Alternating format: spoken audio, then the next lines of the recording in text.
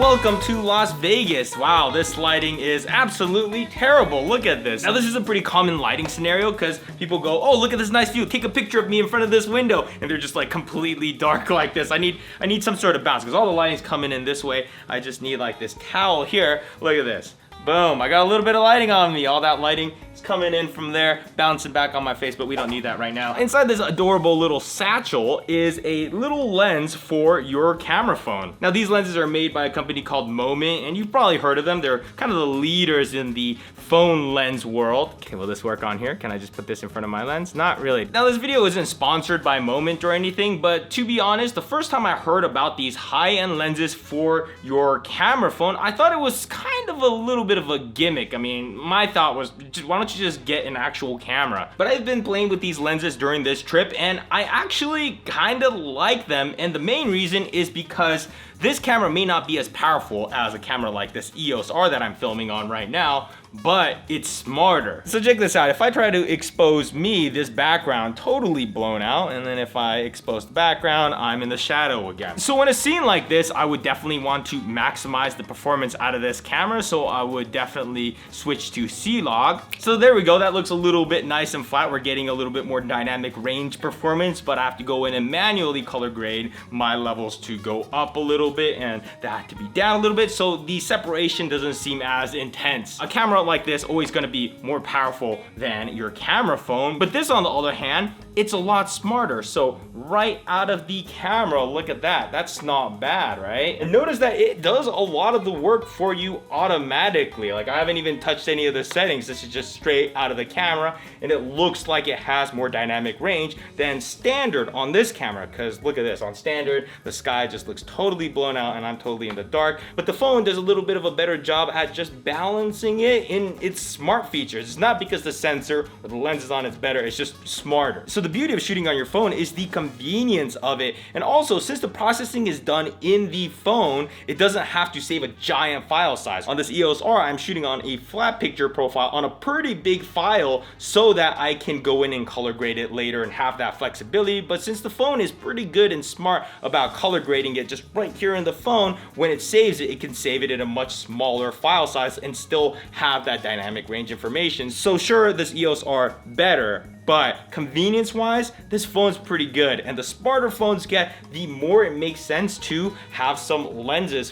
for these phones. All right, so for my iPhone XS Max, I got the 18mm, which is a wide angle lens, and then the 58mm lens, which is much tighter. It's gonna be more like a zoomed in lens and a anamorphic lens. So let's start off with my personal favorite, the 18mm wide angle lens. I always felt like the camera phone was a little bit too zoomed in, so it looks good if you're standing still and filming other people, but if you wanted to move around, vlog, and do all that stuff, it was a little bit too tight for that. Now newer phones are starting to come with these super wide angle lenses built in, and the new iPhone looks like it's gonna have 3 lenses, so one of those is probably gonna be a super wide angle lens, so that's great that that's already just built in. But for the rest of us, I think this 18mm wide angle is probably the most useful. Next up is the 58mm, which zooms in my shot, and I already have a zoomed in lens on my iPhone XS Max, but the wide angle lens has an f-stop of 1.8, which is gonna give me better low light performance. So it's nice to be able to throw it on your standard lens, but you could also throw it on your telephoto lens, and that's gonna give you extra zoom on top of your zoom lens. So if you're gonna go to a concert or a sports game or anything where you're seated far back, this is a good option. And then of course there's the anamorphic lens, which I'm actually having a ton of fun with. Now in case you're not familiar with anamorphic lenses, it basically takes your image and squeezes it in. Then afterwards you can take that image and stretch it back out. And what's the point of that? You get that super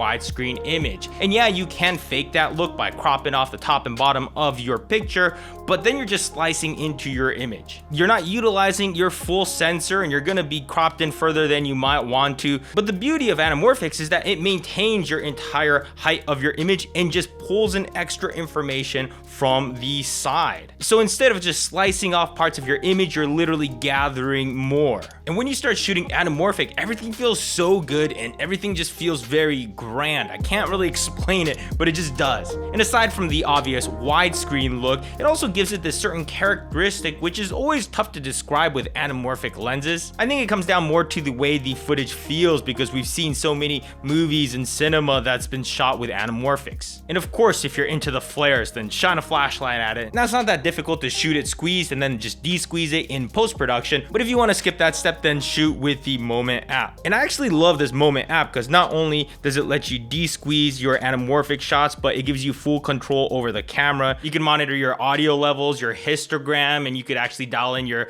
ISO and know exactly what the camera is doing, so that's pretty cool. It also gives you a flat and log profile, which is nice in case you want to color grade yourself, and you can manually switch between your standard lens and your telephoto lens, so that's a feature we don't get with the standard camera apps. Hello, Carrie.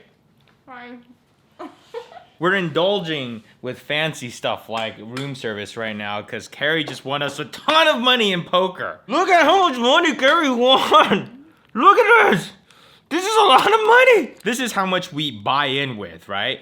And I left with about this much and, you know, still kind of learning. So I think that was pretty good. I didn't lose everything. Carrie went in with the same amount and literally destroyed like 4 people on the table. It was really great just watching all these grown-ass men just get destroyed by Carrie. If you guys are poker players and ever happen to see Carrie at a casino, just run! Look at this one. This one's $100. Yeah. There's a $100 chip in here. Carrie, I don't know what you're doing as a teacher. All right, so now we're back in LA and I'm actually liking it more and more. One little thing I like about it is that you can put the anamorphic lens on either your regular lens or your telephoto. So it's kind of having like 2 lenses that are anamorphic with this thing. And then I got the Movi Cinema robot right here, which you can get some counterbalances like I have on here so that you can take your lenses and it'll balance out okay. And it actually pushes the lens out this way, you can see, because with a wider angle, a lot of times it could see the motor right here. So that's why the phone has to be pushed out that way. But this combination is definitely really cool. I mean, you just turn it on and you have a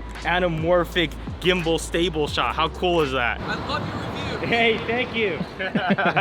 It's worth mentioning that the iPhone is really smart, but it's not perfect. Like in this shot, it's a little bit confused about how to balance out the image and Sam's skin tones just look kind of messed up. So the beauty of professional cameras are that they're dumb. They don't do anything on their own, so it's very predictable how the image is gonna come out. And of course, I have a ton more flexibility with my EOS R, so my mirrorless cameras and DSLRs not going anywhere. And I also heard that Moment made some lenses for the DJI Mavic Pro, so that would actually be really cool. I was filming a whole bunch of drone footage while we were at Red Rock Canyon, and man, if I had an anamorphic lens on the front of that, that would have been so cool. So hopefully I'll get my hands on one soon enough and go test it out because that's pretty exciting. Now I definitely went into this a little bit skeptical about, you know, the whole putting a lens on a camera phone, but I actually am starting to see the value of it. It is super convenient because your phone is always charged and ready to go. So if you're heading out the door and all you have to do is grab this thing, then you're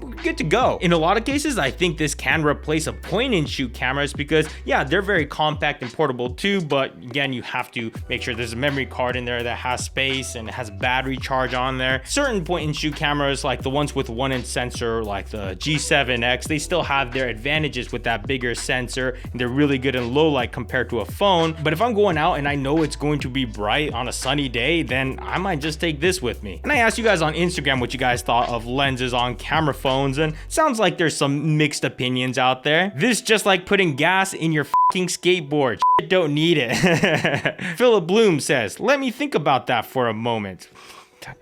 Clever. Discover with Dima says, I love Moment lenses. They're really great. I mean, yeah, Moment lenses are definitely high quality stuff. Why spend that kind of money when you can get a real camera for that price? That's exactly what I was thinking when I first got these. I love using the Moment app even though I can't afford the lenses. That's one of the cool things about the Moment app is even if you don't have the lenses, you can still install it and it still gives you some pretty powerful features. While not the best tool in the shed, they offer great versatility to an already versatile camera system. Just one more tool to help in the process.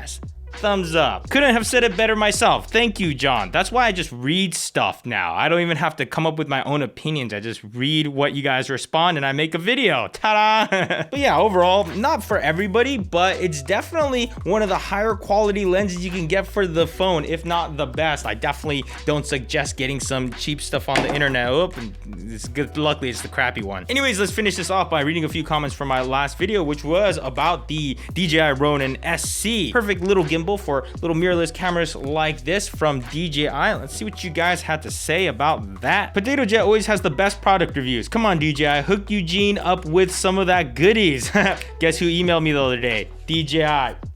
I'm in with yes.